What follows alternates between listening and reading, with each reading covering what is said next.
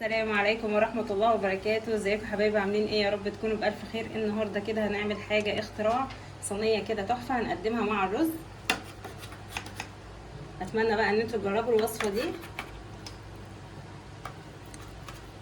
وتعجبكم. ما تنسوش تعملوا لايك وشير وتشتركوا في القناة علشان يوصلكم كل جديد. تمام كده. ده بقى كده شكل الطبق الفظيع ده. نص كيلو فراخ، تمام، صدور متقطعة كده شرايح. هبدأ كده افردها في الصينية بتاعتي علشان اعرف اتبلها. تمام، بالطريقة دي هتبلها بقى فلفل اسمر، تمام، رشة كده صغيرة، رشة بابريكا، رشة ملح وفلفل وبابريكا. وهقلب بقى الفراخ، وهعمل برضو نفس الحركة اللي انا عملتها دلوقتي، ان انا رشيت عليها الفلفل والملح والبابريكا، هرش عليها في الجنب التاني. لما تبلت الفراخ بتاعتي بالطريقة دي هجيب كده دقيق وارش عليها على الوش وعلى الظهر بالطريقة دي كده. صينية هنضيف فيها زبدة، تمام، كام مكعب كده من الزبدة. اول ما يبداوا يسيحوا كده شويه هنزل بقى بالفراخ بتاعتي اللي انا تبلتها بالملح والفلفل والبابريكا والدقيق، عشان انا عايزه اديها نص تسويه.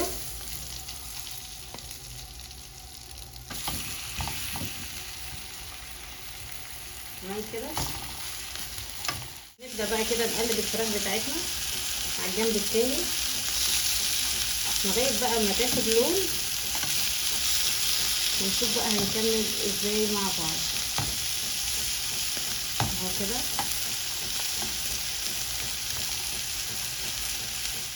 لما الفراخ اخدت اللون ده هبدا بقى اخرجها دلوقتي من الصينيه، تمام، بالطريقه دي. وهنكمل بقى باقي المكونات في قلب الصينيه بتاعتنا زي ما هي. هنجيب بقى هنا في نفس الصينيه دي مكان كده الفراخ بتاعتنا، هجيب مكعب زبده، تمام، وهنزل بقى ببصلايه كده متقطعه مكعبات صغيره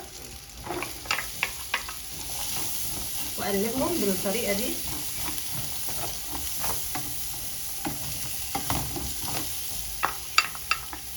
وهجيب كمان كده فصين ثوم مفرومين معاهم لغايه بس ما البصله بتاعتي تبدا تدبل.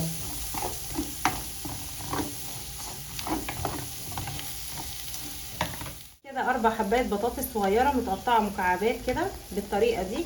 هنزل بقى على البصل والثوم ده وهبدا اقلب كده لغايه اما البطاطس بتاعتي تدبل وتبقى داخله في السوا. هرش بقى ملح وفلفل الاسمر، شويه بابريكا، شويه من بهارات الفراخ، تمام، هضيف حبه ملح، تمام كده، معلقه كده من الملح، ولو محتاجه بعد كده اضيف ملح تاني. واقلب بقى كل ده مع بعضيه كده بالطريقه دي. هجيب بقى كده فلفلايه متقطعه كبيره، تمام، وهقلب كده مع الفراخ مع سوري البطاطس، تمام كده. بقى كده بطماطميتين مقطعين كده مكعبات برضو صغيره. الاكله دي حلوه جدا جدا وكمان مريحه، كلها كده في صينيه واحده، يعني مش هتحتاجي ان انت توسخي بقى المطبخ بتاعك والكلام الفاضي ده. مش هنديها كده تشويحه.